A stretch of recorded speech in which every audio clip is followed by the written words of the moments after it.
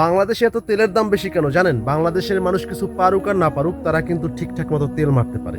কিরকম ধরেন, যারা রাজনীতিবিদ তারা হচ্ছে তাদের নেতাকে তেল মারে, যারা হচ্ছে আপনার কর্মচারী তারা তাদের মালিককে তেল মারে, যারা হচ্ছে কোম্পানিতে চাকরি করে তারা তাদের বসকে তেল মারে, যারা সাধারণ মানুষ তারা হচ্ছে একে অপরকে তেল মারে। এই তেল মারতে মারতে বাংলাদেশের আসলে তেলের দাম বেশি। কিন্তু যারা রাজনীতিবিদ তারা যদি তাদের নেতাকে তেল না মেরে যদি তার কাজটা ঠিকভাবে করতো, তাহলে বাংলাদেশ এগিয়ে যেত।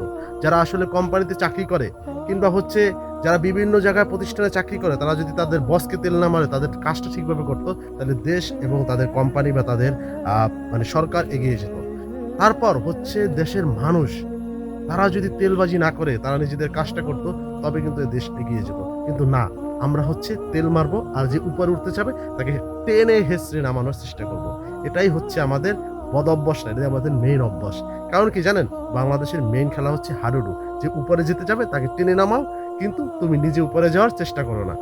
সে উপরে যাচ্ছে, আমি তার থেকে উপরে যাই, এটা আমার টেন্ডেন্সি হওয়া দরকার। আমার বন্ধু ভালো একটা জব করছে, আমি ভালো কিছু করে তার থেকে উপরে যাব তা না। তাকে কিভাবে টেনে হেঁচড়ে নামানো যায়, তার পিছনে বসে কিভাবে দুর্নাম করা যায়, তার পিছনে কিভাবে কাটি করা যায়, এটাই হচ্ছে আমাদের মূল লক্ষ্য। তো সবাই ভালো থাকবেন, সবাই তেল মারতে লেগে যান। আল্লাহ হাফেজ।